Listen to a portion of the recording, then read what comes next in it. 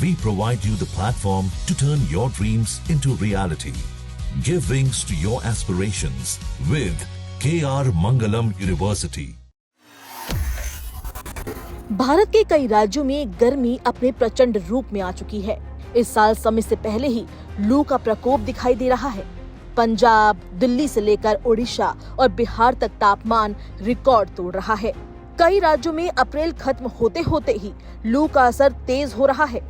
दोपहर के समय सड़कें सुनसान नजर आ रही है। इसी बीच मौसम वैज्ञानिकों ने एक गंभीर संकेत दिया है, जो आने वाले महीनों को और मुश्किल बना सकता है।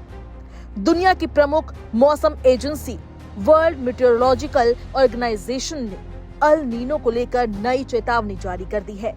इस बार आशंका सिर्फ अल नीनो की नहीं, बल्कि उसके और ज्यादा ताकतवर रूप यानी सुपर अल नीनो की भी है।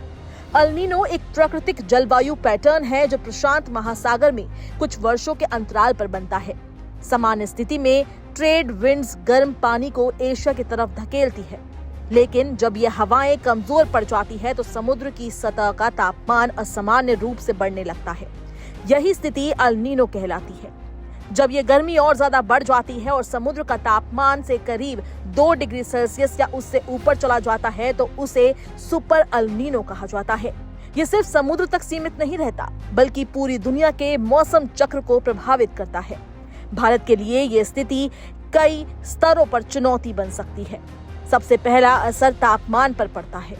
भारतीय मौसम विभाग पहले ही संकेत दे चुका है कि उत्तर, मध्य और पूर्व भारत में इस बार हीट वेव के दिन सामान्य से ज्यादा हो सकते हैं। सुपर अल नीनो की स्थिति बनी तो गर्म हवाओं की तीव्रता और अवधि दोनों बढ़ सकती है। कई इलाकों में तापमान 45 से 48 डिग्री सेल्सियस तक पहुंचने का खतरा जताया जा रहा है। दूसरा बड़ा असर मॉनसून पर देखने को मिलता है। भारत की कृषि व्यवस्था और अर्थव्यवस्था दक्षिण पश्चिम मॉनसून पर काफी हद तक निर्भर है, लेकिन अल नीनो की स्थिति अक्सर कमजोर बारिश से जुड़ी होती है।